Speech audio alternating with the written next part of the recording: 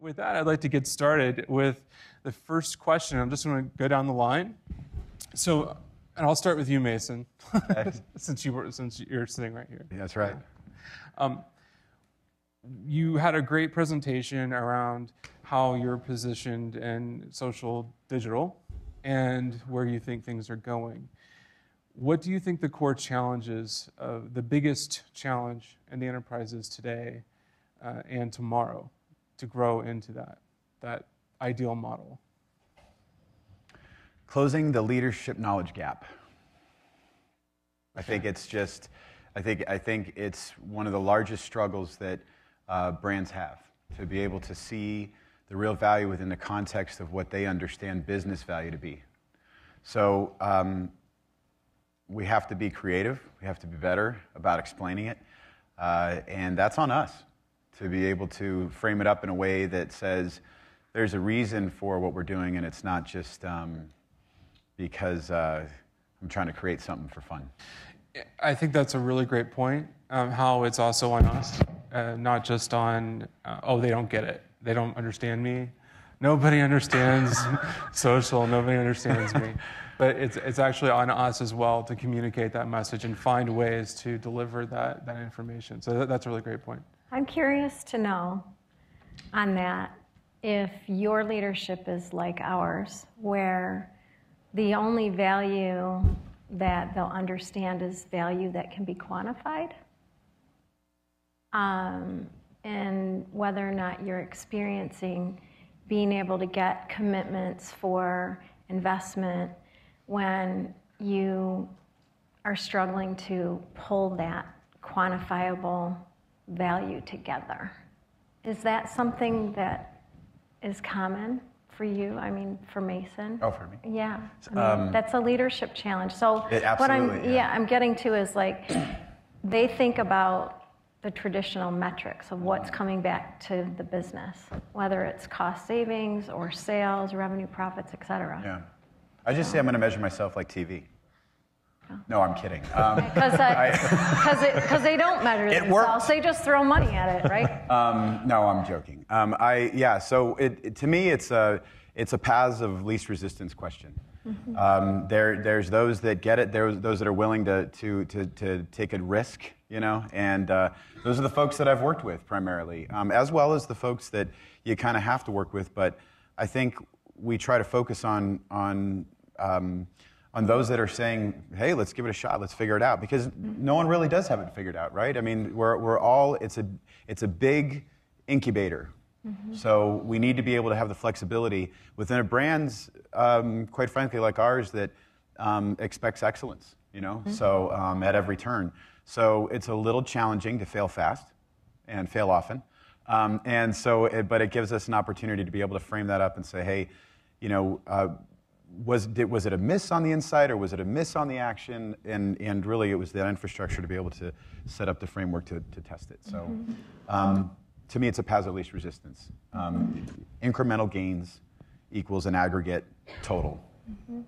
I think it's interesting. I don't know that we'd be making that same point, hopefully not in 5 years or 10 years. Sure. Hopefully by then we have scores of new leaders within a business who are understanding this, and they've been doing it in the trenches, and I think we're dealing with that now, but it'll be a different landscape, I think.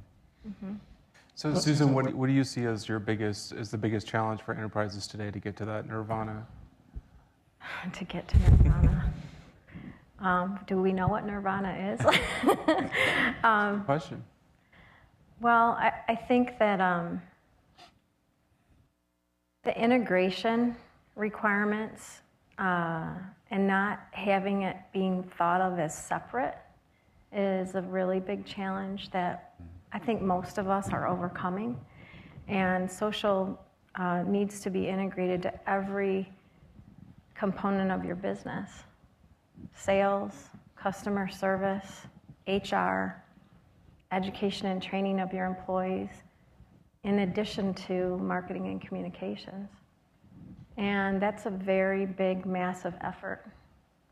But that will be nirvana, I think, once we get there, is that it's part of the way that we do our work every day.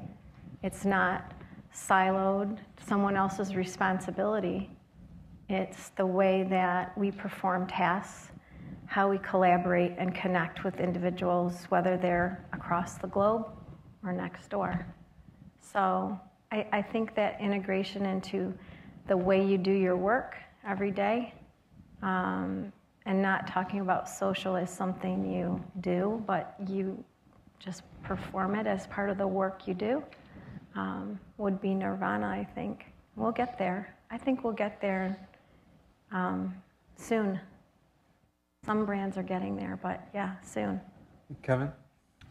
Not enough rubber bands and not enough sticks of gum. Yeah. That's the biggest challenge. Wouldn't it be cartons of yogurt and boxes of cereal? Yes, yeah. Okay. That's true. I could have gotten that. I think those are all great points. Just to add to that, I think we all suffer from this notion of being overworked on the one hand, that we have people in roles that they're doing the best they can, and many of us can raise a hand to that you're wearing so many hats that you keep thinking, well, in 5 years, what will this be like? And you've put people in roles that for the moment make sense, but you're asking them to be strategists, you're asking them to engage, and it's a lot to ask. And I think all of us are silently crying out, help me, Right. Build this team. So I think that goes along with the transformation of the business to be more social and to say, do we have our smartest people, taking time to do the things that they're best at, as opposed to just, throwing so much at them and expecting greatness from the social activity that we're doing. Oh, go ahead. Can I take a different twist on the nirvana thing? Because Susan and I agreed that we were going to try to fight with each other on the panel to make it interesting. Good. Oh, good. You got to mix it up a little. Because it's just like, yeah, Come on, I agree. Mason. Come on, I'm ready. So the only thing I would say is that I would say it's a little bit. I'd say the whole social nirvana thing is to me it's actually more of a gateway pharmaceutical. Yeah, I mean it's more of a gateway piece because it's like voice a customer at every piece. I mean, and I mean social's not the only one, but it tends to be the catalyst of the day to be able to say, hey, we need to listen, and we need to listen at every touch point. So, but we've got lots of different ways to listen. We've got chat. We've got, what I didn't tell you is that I'm part of a group, and I've got a peer who leads up voice of customer strategy, who leads up voice of employee strategy. I mean, it's like I bring that, but I tend to be the first, to the show, and then you kind of have to come in and say, to me, nirvana is having the voice of customer actually at every point, across the product and service life cycle. That's a good point. Kevin, you were kind of touching on something that I see a lot of now in terms of attention in the space. One is, do you hire social specialists, or is it the responsibility of everyone to be social? I think at the moment it's still, be as diverse as you can, and hopefully we plug you into a role that's best for you. I don't think we have the luxury all the time, even companies of different sizes, to say, you're just going to do this, because we certainly want people who are actively social already, who demonstrate that they know what it means to participate in these areas where consumers are. But depending on your needs, you might have a specific content need, and that's a very different hire than looking for someone to manage a Facebook page. Hopefully, as the years go by here, that is more well-rounded. That whenever I get a chance to speak to college students in particular, get out there, create content, should demonstrate some level of aptitude with a blog, with some of these things, and because it's never been easier, as we know, to create this. So as that translates into the business, and you look to make those hires, you want people who are well-rounded and perhaps have shown a greater strength in a certain area. But for the moment, I think we're looking at that jack of all trades. Again, though, it might depend on if you have a specific position where you need more content versus engagement. But overall, I think it's more of a well-rounded. Susan. As far as staffing, I'm asking you specifically because I think this kind of ties into your training and discussion around training. Yeah. I think the needs of the business will change dramatically, and I think Lisa touched on that with the millennials coming in. and their expectations are going to be completely different. So the biggest change I see on the horizon is right now we're doing a lot of definition of staffing and roles, as well as equipping and building skills. And that translates into education and training and enablement that you do for the workforce. And as the millennials come in, they come in with a completely different set of expectations. They'll still have requirements for skill building, but they won't be teaching them social.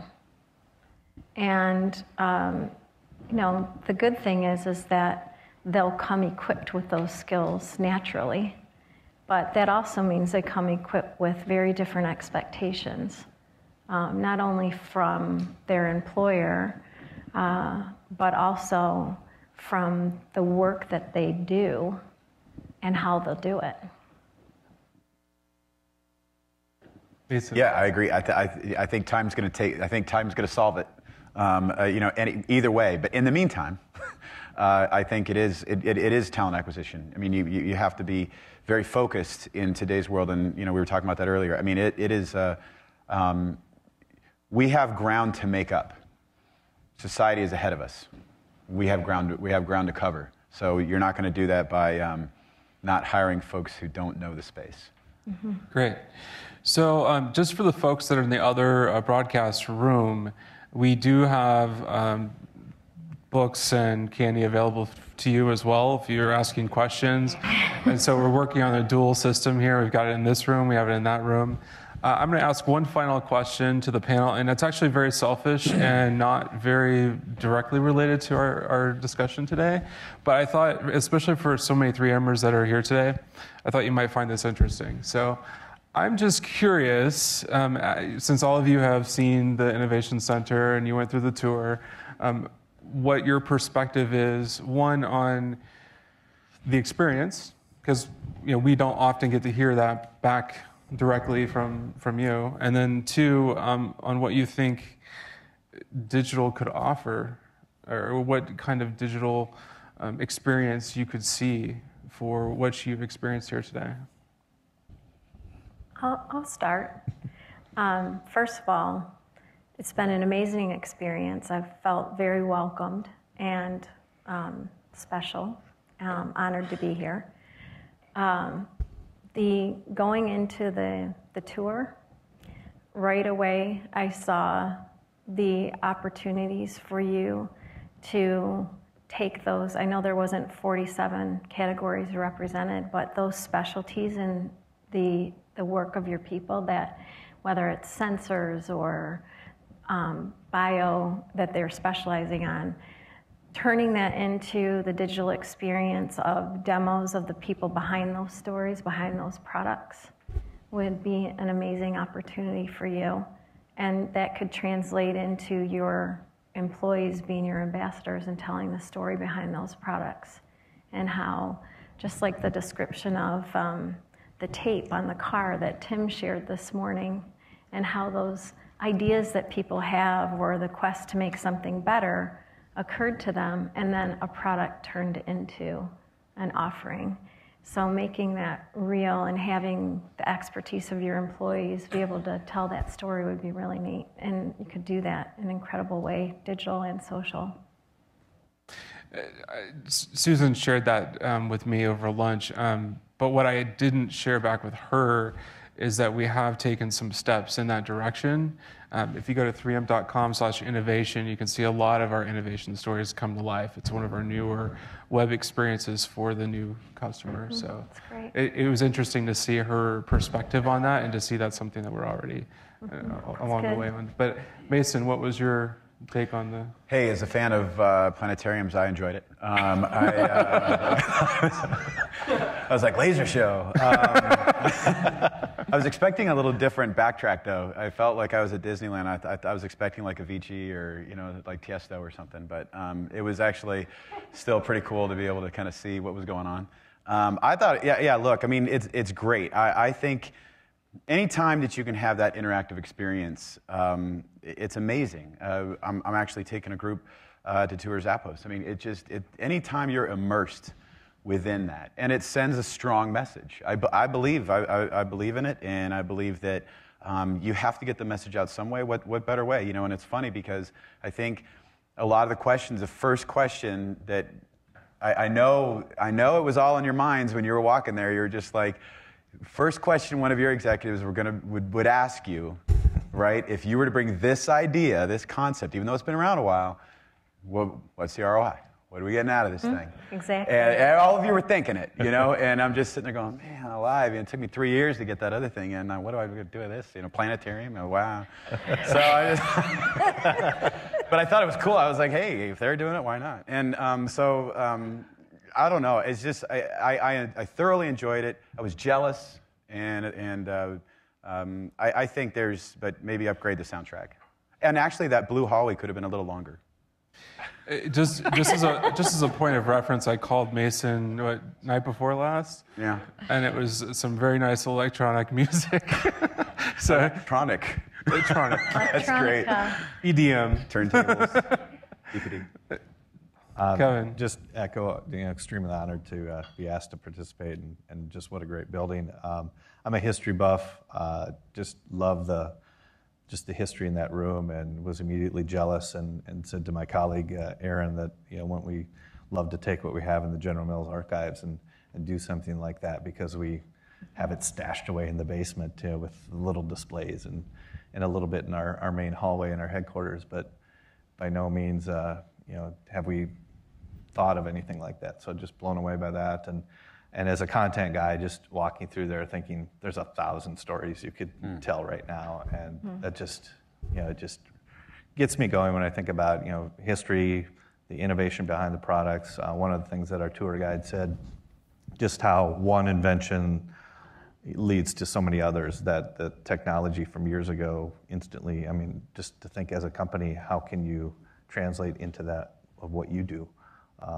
And just that they didn't silo it early on, that was such a huge pivotal role for 3M was interesting.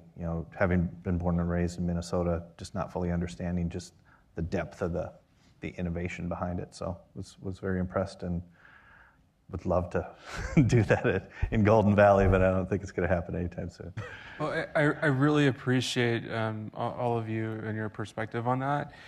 When I joined 3M 3 years ago, actually, it's 3 years ago tomorrow to the day, actually. Yay, congratulations. 3 years tomorrow. The first thought I had when I went through the center was, oh my goodness, I'm going to get a camera. I'm going to find out that lab guy. We're going to do this picture, we're going to do this video. It's going to go viral. We're going to talk about all this stuff. I just wanted to get into it, right? And I think that we have huge opportunities. It's great that you see that too. And I think that the 3m.com/innovation site has been a tremendous help in moving that in that direction. And it's great to see that strategy validated by great minds. And it seems like it's a living too. Like you guys are continuing, you've updated it, you talked to that. So right. Awesome. So now I'd like to turn it over to you. We have this wonderful expert panel they can answer just about any question you want, even if it's not digitally related, I'm sure. So I'd like to start off in the back. Make sure you press down the button and say your name. You have to hold the button. Hold it. All right. This is Monica Wyant from U.S. Bank, and I work in internal communications. And I'd like to hear more about what does the internal collaboration, social networking landscape look like inside of your companies? And is it reflected in the way you operate as a social business externally as well? I guess I can start. We have an internal tool we call Connect, which is has a social component to it. It's catching on more and more. You can build communities, you can share documents, things like that. And I think it's been up and running for a couple of years now. So it's a nice resource to get employees around the world for General Mills to share ideas. I wish it was utilized more. I think it's still in the process of being rolled out a little bit more along those lines. And I think, has it led to external, more social activity? Not necessarily. I think it's still kind of a slow go for us with the culture that we have, but certainly we know that the tool is there and want to make every effort to continue to encourage growth of it. We use Connections, IBM Connections. I don't know if it's the same. It's different, yeah. It's different, Yeah. And I would just say that it's integrated into the way we work every day. It has been a journey for us, but we utilize it for community management, for file sharing, for instant messaging. It's ever so more becoming social capabilities within the Connections platform. But I also think regardless of the platform, the most important thing is the cultural transformation of open knowledge sharing. And that's a really big leap to get over. And it was just last week, we looked at an internal workforce enablement study. And one of the biggest barriers to open collaboration and knowledge sharing was the fear of someone else taking their work and representing it as their own. That was shocking to me. So regardless of whatever collaboration platform that your company uses, there's a huge cultural transformation that's afoot here. And there's a lot of initiatives that have to come out of that, So just, how about you, Mason? Yeah, our internal platform's called the best brand in the world. No, I'm joking. Or on Earth, yeah. So one of the things we say internally is that it is all, we're an innovative crew, right, internally. Like there's a lot of people that are empowered to make decisions. So it's kind of one of those things, like if it was sold, we probably bought it. And so we have a lot of internal systems. We have an organic one that we built. We've got aspects of Jive, Chatter, Yammer, Link. So part of my role is having discussions, having framework discussions about that. And it's an exciting space. And the second part of your question is, absolutely. I think there's absolutely a one-to-one relationship between how social you are as a brand internally to how it is that you actually externalize it. No question. Definitely. Great. I'd like to go, before we hit up the web, I'd like to go to the other room. Is there anyone in the other room that has a question? No. Okay. Anybody in the other room? We have someone on the web. I've got a question here from one of our remote viewers online. So Sam Myers from Portland, Oregon writes, personalizing your brand through your employees seems to be a theme. Do you have suggestions for maintaining a brand personality while embracing individual employee personality? I think starting with your company values is a really good place to start. And I'm sure our brands, have been around for quite some time, especially, anyway.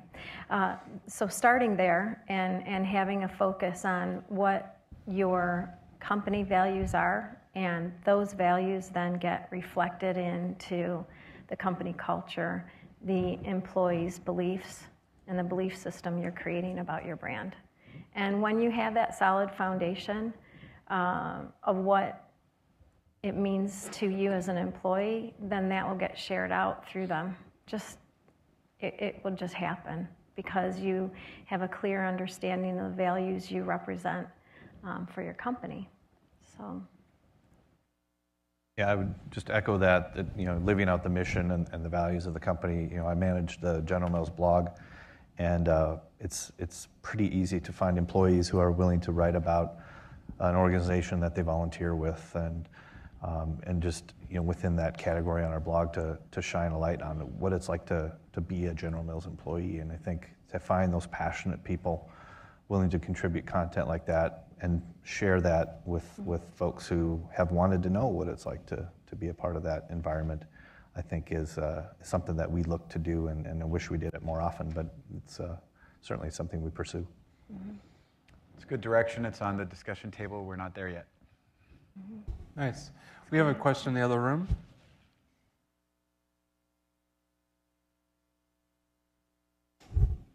Yeah, I have a question. My name's Don Breckel. I'm with 3M Purification. So a lot of instances, like in APAC or in Europe, we seem to be behind the curve in terms of mobile or smart devices. From a global perspective with social, what gets dictated through the types of devices that we might see in the future, or what do you see the future of social being from a place like China, where there's 10 times, 15 times as many social conversations going on? So the question was, what do we see? I'm not sure. Can you repeat the question, please? Yeah, I'd like just Or when are we for you gonna guys to grow up? comment on the the fact that we tend to trend behind the rest of the world when it comes to devices. And then a follow-up to that question would be then from a social standpoint, because of that trending being behind, what do you see socially outside of the U.S.? I actually have given that some thought previously, and that I see the diversification and all the little niche networks in China and Asia as being our future. We are migrating more towards a very specific. We're moving. Our society is moving towards being able to develop clubs and communities around the smallest of ideas. It could be, these are only people that like red Toyota RAV4s, and that's a whole network just for them. And I know that's an extreme example, but I could see us moving more that way as you see more networks crop up overnight and new ways to share information. Yeah, I think it's a good point, and I agree.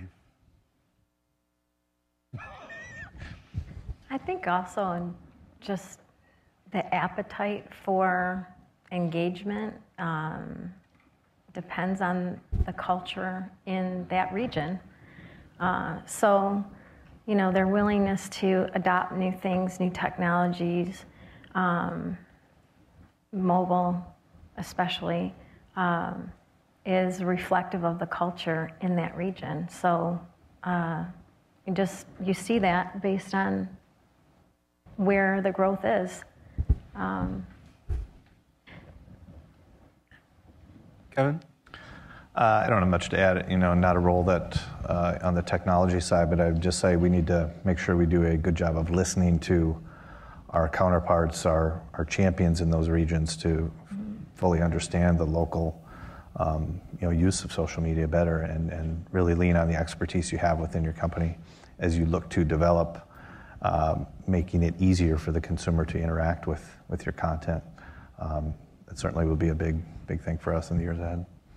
And I think there is cultural specific,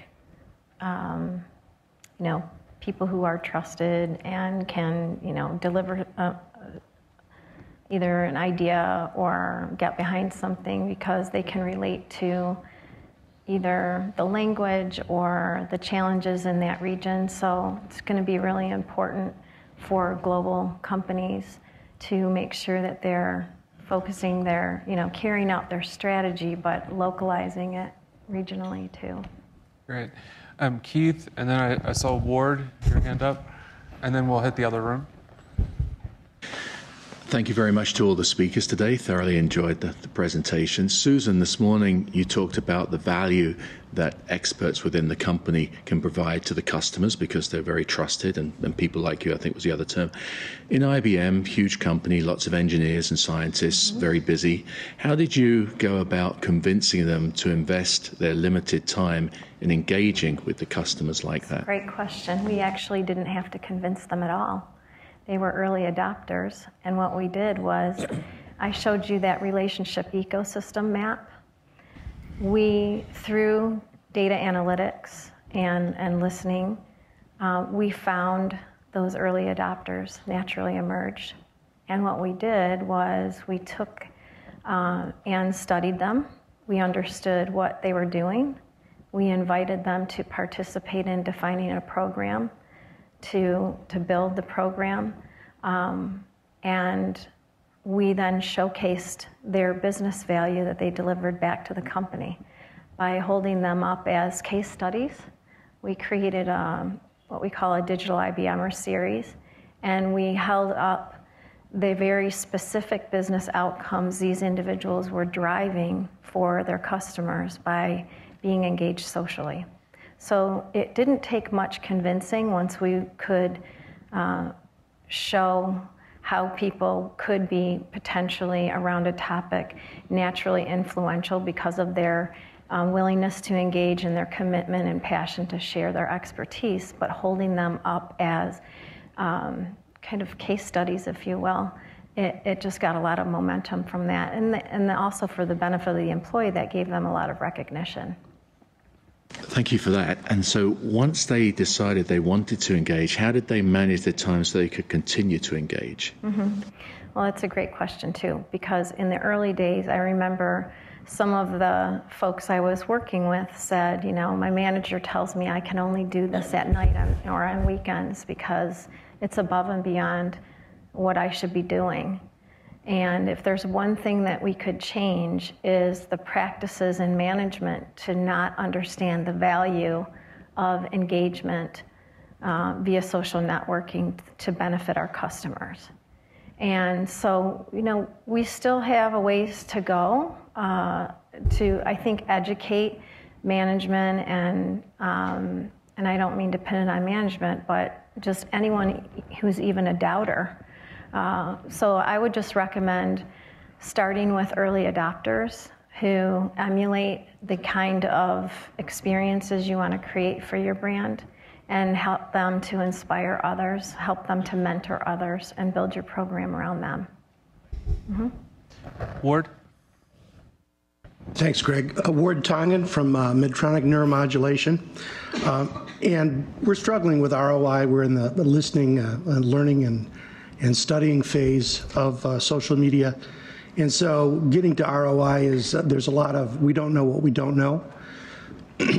And Gary Vaynerchuk asked us once, what is the ROI of your mother? And we've been told that the ROI of social media is that your business will exist in 5 years. How do these, you know, rather flippant phrases resonate, you know, with upper management? Not well. Not well. It's one thing to be on the speaking circuit, right? it's another to run a business. Yeah, amen, right? Sorry, Gary. I would say that it's always important, and something that 3M has built their house and foundation on has been to start small, test, build, grow from there, and execute. And there's always an ROI. There's always, you know, a P&L. So it has to be, there has to show value. If you're not showing value, if you personally are not showing value to your business, then you shouldn't be in your role.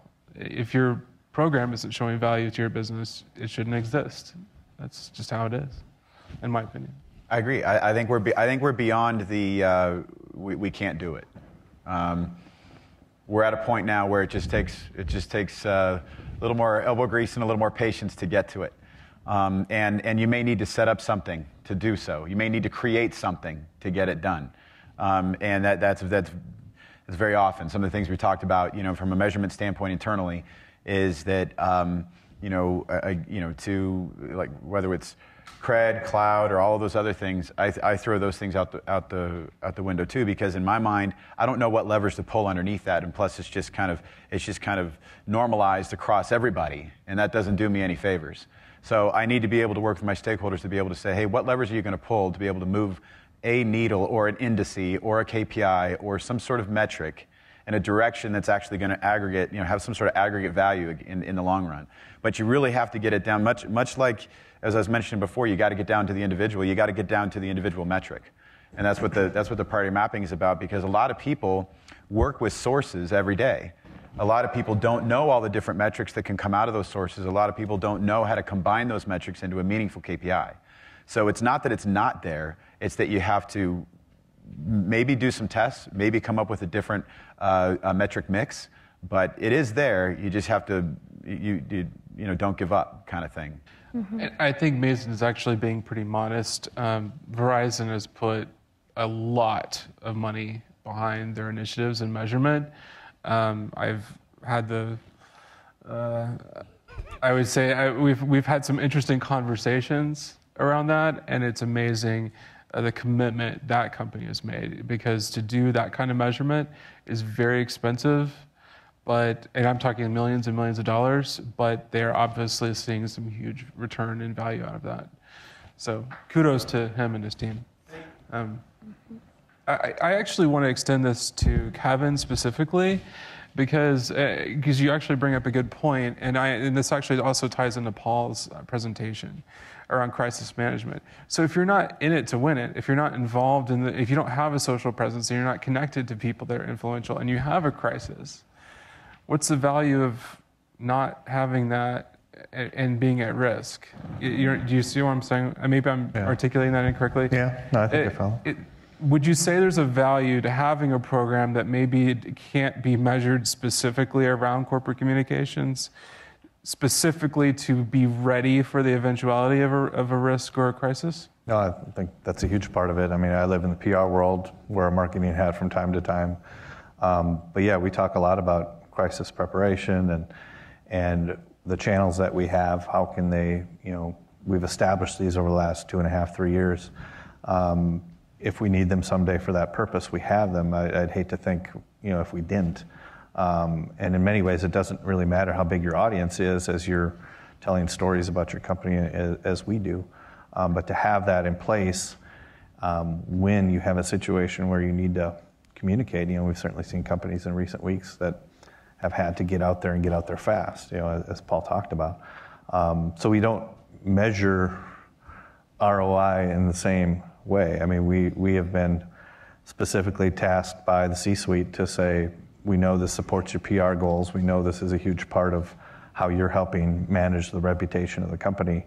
And they're interested in how we're helping, push forward, the messaging around our company values.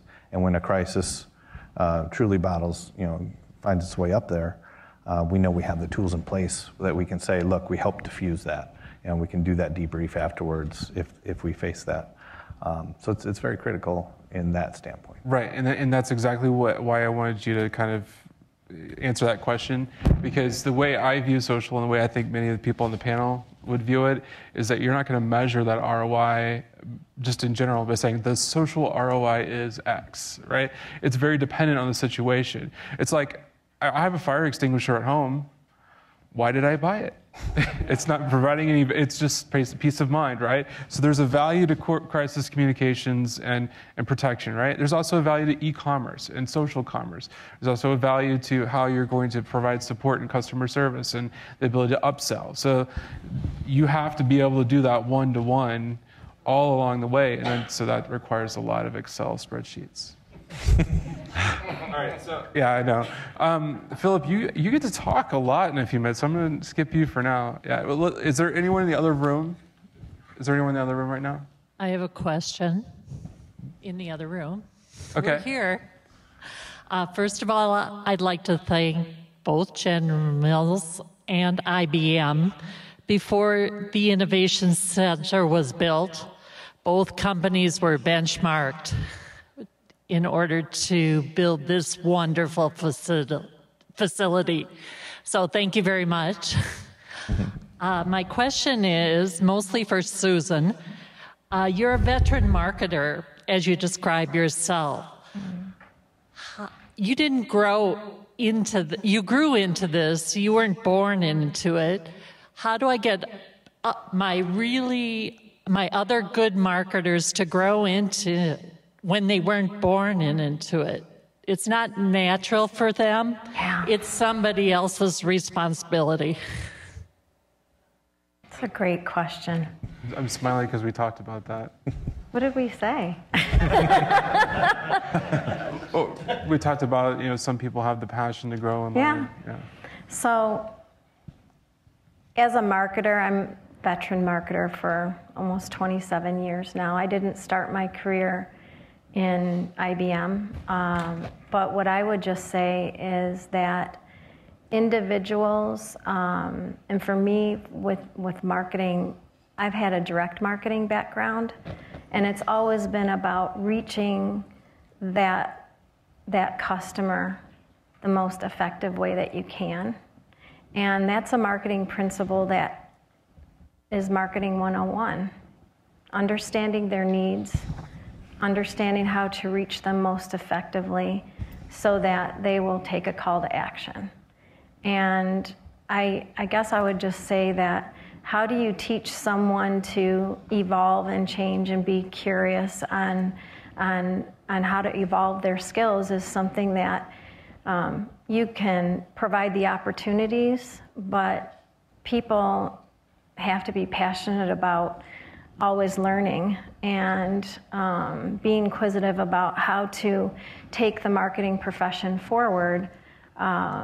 You can't make them do that, right? So I just think it's got to be inherent in the individual, and you want to try to incentivize skills or development paths that help them evolve, but they have to really have the passion for doing it. And I guess just data has always been part of marketing for me, and really understanding the customer, whether it's years ago from, and still doing, focus groups or segmentation.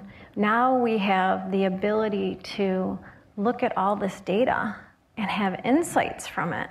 That's amazing capability for a marketer. You can actually understand the wants and needs of your customers because they're sharing it publicly. So for someone who's been in marketing as long as I have been, that's like a gold mine. So I can't even imagine that that wouldn't be something that people would understand the value of as a marketing professional. And on that note, thank you very much. You're welcome.